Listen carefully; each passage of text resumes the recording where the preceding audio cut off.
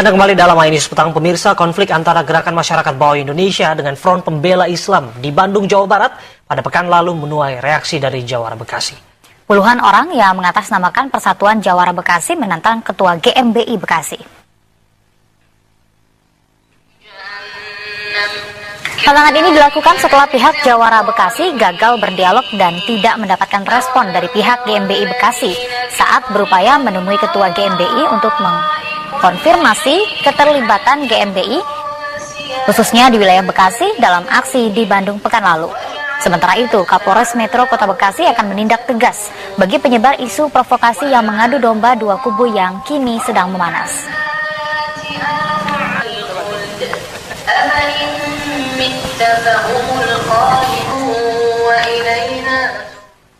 Sejumlah organisasi massa dan kepemudaan berunjuk rasa di depan Gedung Sate Kota Bandung, Jawa Barat untuk menuntut ormas yang kerap anarkistis dibubarkan. Mereka menilai aksi-aksi ormas yang anarkistis dan intoleran telah meresahkan masyarakat.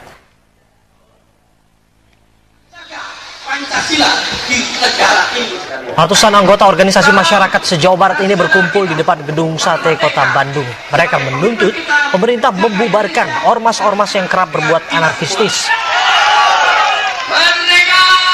Aksi ini dihadiri oleh tokoh-tokoh Sunda, ulama, tokoh masyarakat, dan santri Jawa Barat. Mereka menilai bentrokan antara ormas yang terjadi Kamis pekan lalu depan Mapolda Jawa Barat telah meresahkan masyarakat Jawa Barat. Karena itu cukup beralasan jika pemerintah membubarkan ormas-ormas yang kerap berbuat anarkistis. Yang lagu Cirebon.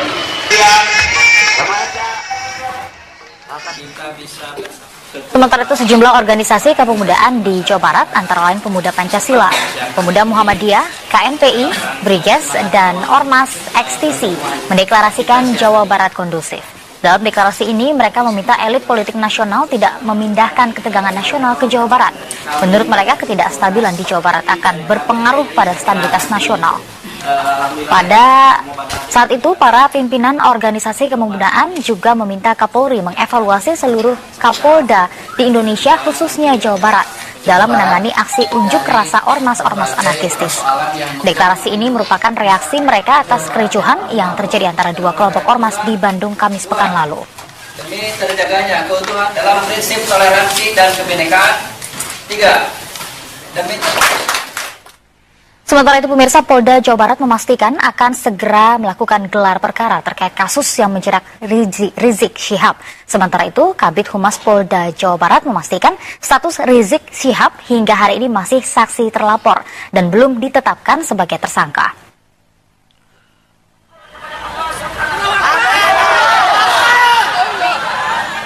Polda Jawa Barat menyatakan baru akan memanggil Rizik kembali pada pekan depan setelah gelar perkara dilakukan. Sementara itu, proses laporan berdasarkan video ceramah Rizik tahun 2011 lalu saat ini memasuki tahap penyidikan dan telah dilaporkan ke Kejaksaan Tinggi Jawa Barat. Meski begitu, Kabid Humas Polda Jawa Barat Kombes Pol Yusri Yunus menyatakan Polda belum menetapkan tersangka dalam kasus ini, termasuk status Rizik Syihab yang masih sebagai saksi terlapor. Sejauh ini sudah 15 orang saksi yang dimintai keterangan.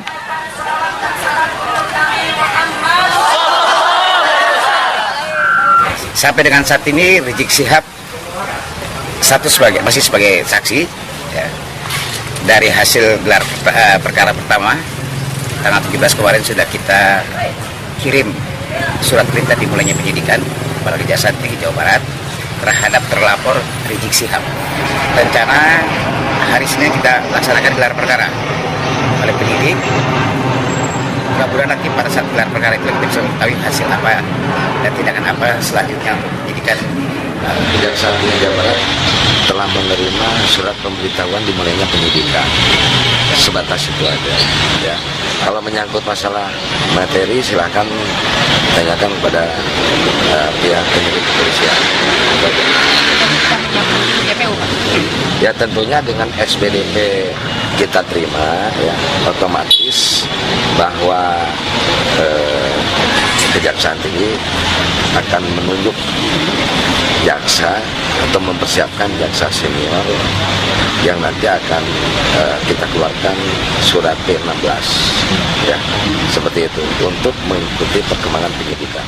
Polda Jawa Barat telah menaikkan status kasus dugaan penghinaan Pancasila dan lambang negara dari penyelidikan menjadi penyidikan. Polda Jawa Barat juga akan melakukan gelar perkara dan memanggil kembali Rizik Syihab untuk diperiksa sebagai saksi pada pekan depan.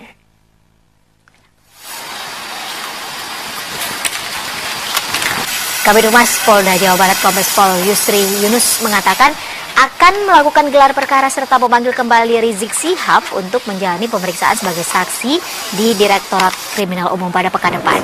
Untuk memperkuat bukti pada pemeriksaan sebelumnya, Polda Jabar juga akan memanggil sejumlah saksi tambahan seperti panitia dan polisi yang ada di lokasi saat ceramah Rizik Syihab berlangsung. Hingga kini sudah 13 saksi diperiksa, diantaranya ada saksi pidana, saksi lapor, cyber, dan saksi ahli bahasa. Polda Jawa Barat telah menaikkan status kasus dugaan penghinaan Pancasila dan lambang negara ini dari penyelidikan menjadi penyidikan.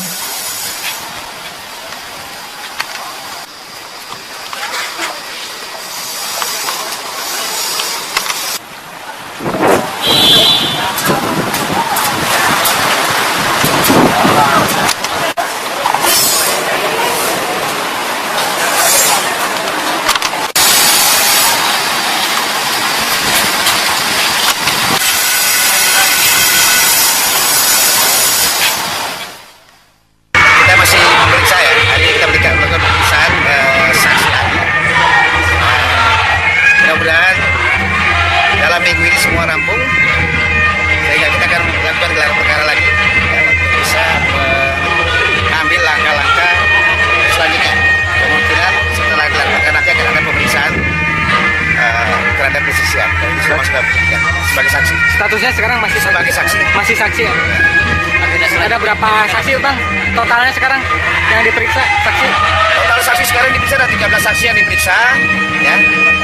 Mudah-mudahan minggu depan kita lakukan gelar perkara minggu depan untuk bisa menentukan apa lagi yang harus kita lakukan. Tapi kemungkinan akan ada pemanggilan kepada Rizik Syihab sebagai saksi. Dipanggil kembali berarti Bang? Secepatnya. Pak, tapi ini tahapannya sekarang masih penyelidikan atau Penyidikan.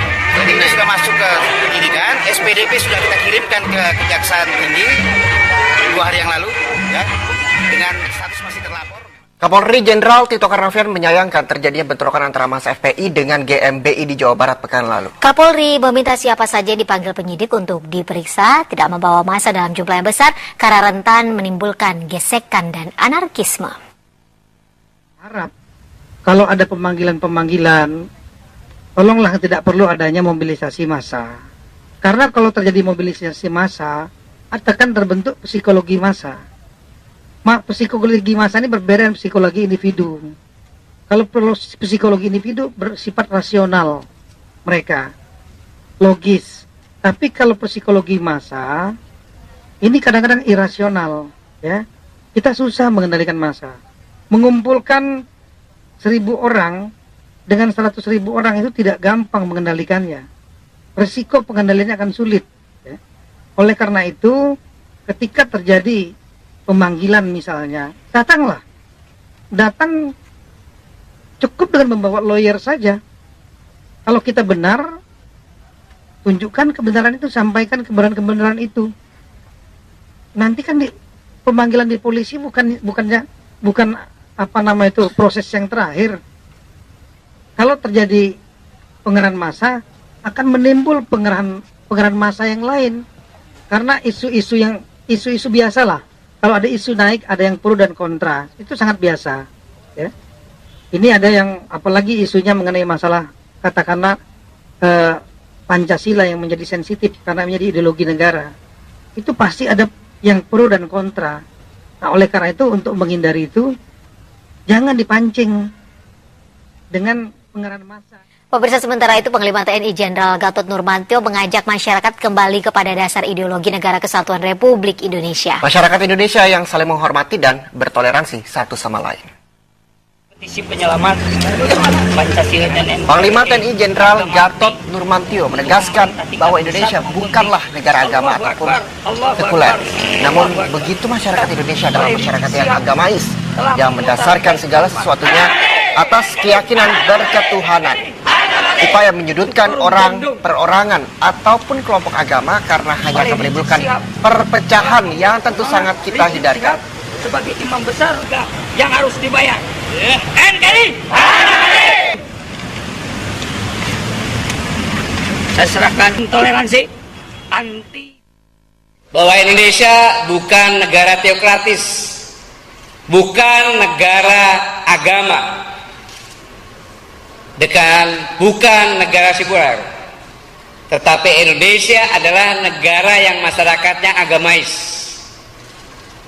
Jadi agama yang ada di Indonesia dalam kehidupan berbangsa dan bernegara pasti akan bersama-sama, sehingga kita tidak boleh menyudutkan